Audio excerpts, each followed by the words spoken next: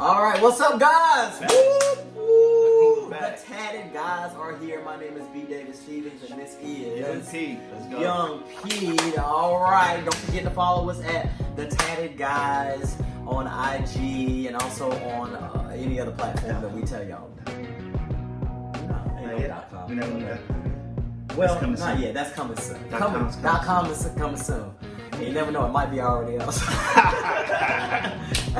So you can try .com, you know. Let's go. But yeah, it's thetatedguys.com. Yeah. Anyway, all right. So Pete wanted to talk about. See how you just told me out there? Pete wanted to talk about deadbeat parents. Yeah, why not? First of all, why you want to talk about deadbeat parents? Because I'm just tired of that whole Lord, deadbeat dad. My baby daddy ain't no good. And then I thought about it really long and hard. And on a real note, we know some time ago, Kobe passed. God rest his soul. And by the way, you know what? That bothered me really bad.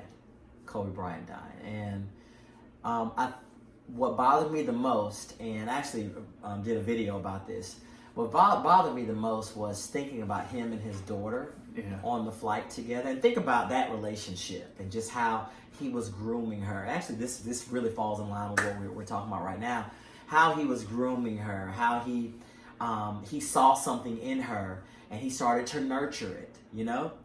And I'm sure that at some point, if she wanted to change and shift and do whatever, then he would support that too. But he saw something in her and he began to nurture it. She was going to be, big in the WNBA. And, she was already pretty tough as a young child, playing basketball. Yeah. But I started thinking about just what happened on that flight and how that was in their last moments. And that just really broke me down.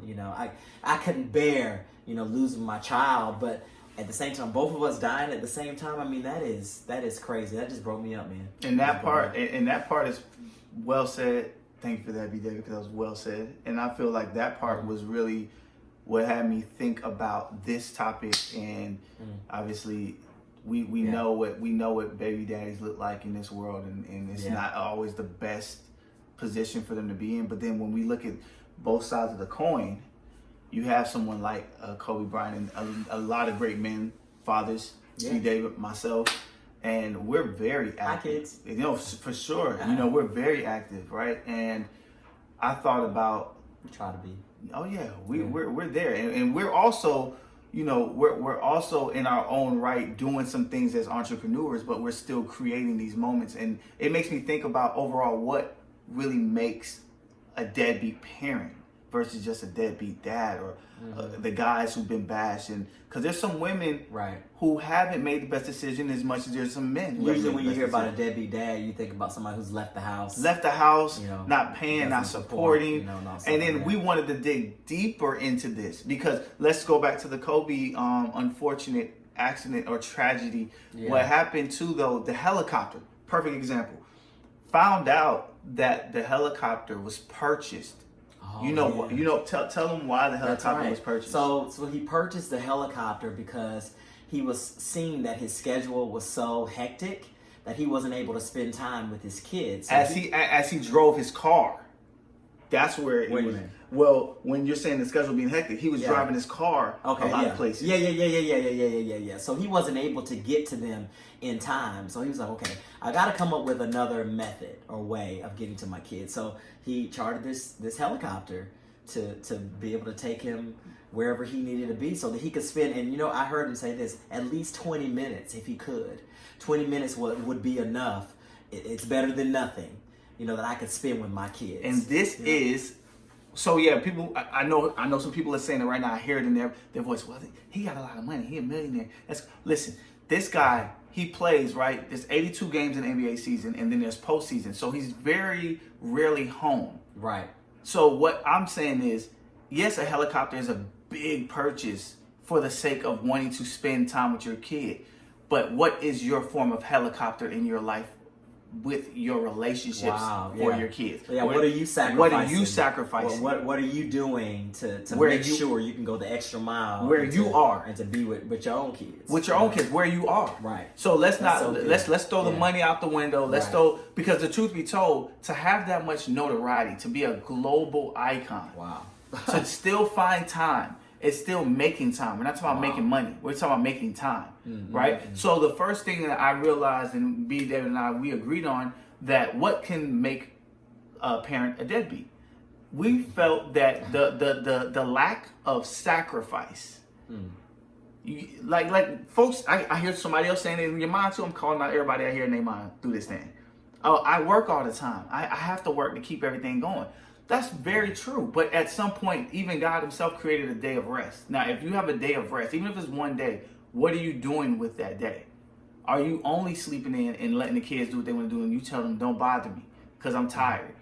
Or are you managing your time within that day to say, you know what, even if your kids know you work hard, they also know that they're special. So you can do something, even if it's one thing, and they know they look forward to that something and that one thing. And truth be told, if you are working hard, find forms of motivation. Find your why to get you in another place where your money can afford you more time. Figure out how you can start as adults, as parents. It's our job to manage, to lead, to be responsible, to be example setters. So if we're making a certain amount that we're not happy about, then start managing your life to make a plan to get to this next level. Because the whole goal is being able to afford time. And when you do have time, now you have kids. Guess what? The kids never asked to be here. They never asked, Mom, can you create me? Be it that you don't know me, can you create me and have me here and I'll take care of you while you're... No. You know what else? I thought while you were saying that, I was like, you know what else really makes a deadbeat parent? And this is something. Okay, when you're trying to live your dreams through your kids, you're trying to live your own dreams and you put your expectations on them because you didn't make it, right? Yeah, or you're putting something undue on them because you want them to achieve the ideal of what I guess an American family is supposed to do: go to college, get a good job, and all these things. And I thought about that because as my kids were growing up, and I'm thinking about my oldest daughter. There were glimpses and there were always things that we saw in her that let us know that she wanted to be an actress and in entertainment and different things like that. But I saw myself retreating to the traditional way of how I felt like she should be groomed. Oh, you need to, do well in school so you can go to college and get a degree and all of these things, when her path just kind of started to turn out to be a different path. And I'm not saying she'll never ever go back to school or anything like that, but I just noticed that I was driving her in a direction that she really probably shouldn't have been going in, Thank God, I let go, and now I'm kind of allowing her to be, what she wants to be. But we do that as parents. We're driving our kids, and it's not that we're doing something totally bad, with bad intentions, I should say, because you want your child to be successful. You want them to succeed. You know what I mean? And when they come up to you telling me they want to be a basketball player, you're like, okay, you need to go get a real job. You're automatically doing things like that. Yeah, right. The chances are. Yeah, tell them the odds. But you're always trying to drive them in ways where you want them to be supported and you want them to do well in life. But sometimes you need to pull back and you need to view what's really going on here. You know what I'm saying? What are their real talents? What are their real gifts? And learn how to cultivate those things and then push them forward in that. And don't try to make them live out your life. You're so on point. Like, going into the personal, when as a son, my dad never... First of all, I'm the only creative that I know of in my family, immediate and extensive. I don't know anybody else who plays drums, make music. My dad was a carpenter. I got a bunch of creatives in my family. Go ahead. For real. Yeah, for real. See, they were looking at me like, boy, you better, play drums at church, but go get a real situation. Go get your education, go be a computer engineer. My parents are from Jamaica. Shout out, God rest my dad. So they're from Jamaica. So they're from a third world country. Opportunity was very, very minimal. Yeah. They came to America, Miami, born and raised, Dade County, shout out. Right. All that said, I end up being groomed to become something that they felt was secure. But I'm sort of a rebel in love. You know, I'm not just bad. But I felt that wasn't my thing. And what happened is my dad never played basketball. He played cricket and soccer. Never played basketball, never played drums. Yeah, cricket is that game in Jamaica. It's huge, right? So he played everything that I didn't play. But one thing I loved about my dad, he would always give me what I felt I needed to get to this next level within whatever I chose to do. That's good. So he would always supply my needs according to his riches. Not, we got that from the word, but he always gave me what I needed. You know what I'm saying? So it wasn't like, I don't believe you can't do it. I remember sitting down with him, and I used to go do work with him during the summer when he was doing construction, and I hated it, but I used to look forward to lunch break. So lunch break, I would sit with him and I would talk with him, and I'd say, Dad, obviously I don't want to do construction. Shout out to you. I don't know how you do it. I asked him questions. He's like, yo, I love it. I said, well, I love music. Wow. I love music. He said, you know what, Pete, whatever you love, just go for it. That's a good dad. Great dad. Yeah. So when I'm telling you what you see as products of myself or someone like B. David, we were blessed to have people that probably didn't know where we were going, but they sold into it because they saw something in it. Well, no, I wasn't blessed like that, Pete. Well, you know what? Mine Let me take that blessing back. I'm gonna give you take it back. My blessing. Take it back. Take my blessing back. Because I was really smart in school, so the assumption was, hey, David's gonna work for a bank or, be a professor or, something like that, because I was really good in math and science. But in my heart, I just love music. I loved it. But I would always put it to the back burner because the expectations that were laid on me were driving me to be, a mathematician or something like that. Something that seems big, I guess, in their eyes. And I even remember one time, somebody I really respected told me, hey, you don't need to go into music. You need to, keep driving down that road towards math and science because you're really good at that. And I remember taking a music class and I just loved it. Oh my God, I loved it. And that person found out about it and got really upset with me. And was like, I told you not to focus on that. You need to focus on all of this. You need to eat. You need to blah, blah, blah, and all of this. And I'm like, oh my gosh. And that's how some of these parents sound. Keep going. Yeah, you're right. Yeah, how you going to live? Exactly. What you going to do with your life? You ain't going to live here no more. What's going to happen? Blah, blah, blah, blah. All this stuff. It's like, oh my gosh, But eventually, check me out now, though. Eventually, I still kind of got to that place in my life because I broke free from that. But some people haven't.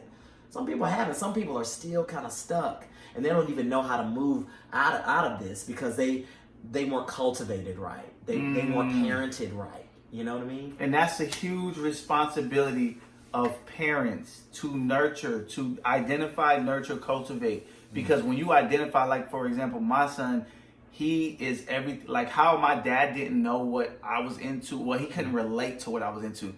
My little dude, I can't relate to nothing he's into. Like, he's into animation. He's in the iPad. Wow. He's in the iPad generation. He's had an iPad since he was 2. He's into animation. That's definitely dope. It's dope, and it's crazy because he's into Dragon Ball Z. Like, him and his godfather get along with that kind of Dragon Ball Z. Bro, like, I don't know nothing about that stuff. So what do? I'm just sort of having a conversation, trying to ask questions, but I'm finding myself doing the same thing my dad did for me, for him now. Yeah. I may not know and relate, but as a parent, what can I do, right? So it's easy for our kids to want to emulate us and be like us. Mm. But if they're not like us, are they weird? Are they different? No. That's so good. Right? That's so good. You gotta let them be them. You got to. And us standing in the way, of that is the biggest no-no. You know what I'm saying? It's a travesty. To their development, you gotta get out of that and just let them be. And I'm be real honest with you. Still, even for me, it's hard to even think about. I'm talking about my oldest daughter now. Think about her going after her dream, and in the back of my mind, I'm like, well, oh my gosh, I really hope she makes it, and then part of me is like, what if she don't make it and all this stuff like that. And I have to settle in myself. You need to stop thinking that way. You need to stop thinking that way and allow her to blossom. Allow her to be, everything she's supposed to be. I know we done got into develop, Listen, everything future development and all that stuff. No, but I was just about to say this is the prime example of what we're defining as not a deadbeat versus a deadbeat. The deadbeat side of you can find yourself as a parent can make mistakes. That's fine, but you're involved. Yeah. You're still willing to sacrifice. You're still willing to figure it out. You're still willing to support, whether it's financially, emotionally, mentally, spiritually. You're still willing to be there. All I'm doing and all we're doing is encouraging every parent that has a child. Yeah. Find where that child is in their physically, if you don't know where they are, in their heart space. Find out where they are in their minds, and just get involved. Be involved. Like, give them as much as you can offer them, because kids understand when you can't do it, that it's still love, and they understand that you still love them even if you can't do it. It's like we don't give kids enough credit. Right. They know when we don't have it, but they know that we will try, and when we try, they recognize it. Right? You open the door for some more, so I gotta say this part. Go ahead, say it. I think too sometimes, especially in our culture, in African American culture, where you don't have a lot of money and wealth in the culture, you tend to retreat back to those things too, because we don't have enough money to sow into our kids to go into some of these areas that they really want to go into, and that can hinder them as well. You know what I'm saying?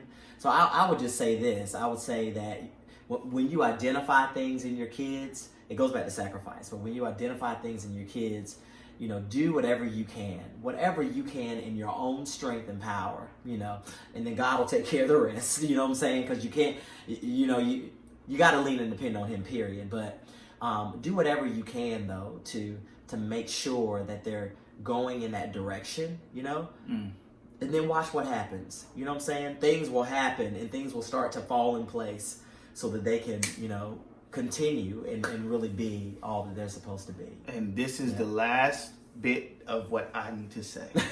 You ready for this? Get ready for this one. What? Keep your legs closed and keep your dicks in your pants if you don't want to be responsible parents. I might have to do a bleep on this video. No, don't bleep it. No, because as adults, I don't mean if your kids watching it, we know how people are made, humans are made. Right. Just be 100. Like, stop sleeping with the wrong people. Go back to some episodes where we talked about pleasing people as well as relationships. Like, figure out who you are, because the truth be told, these kids and these little humans never asked to come here.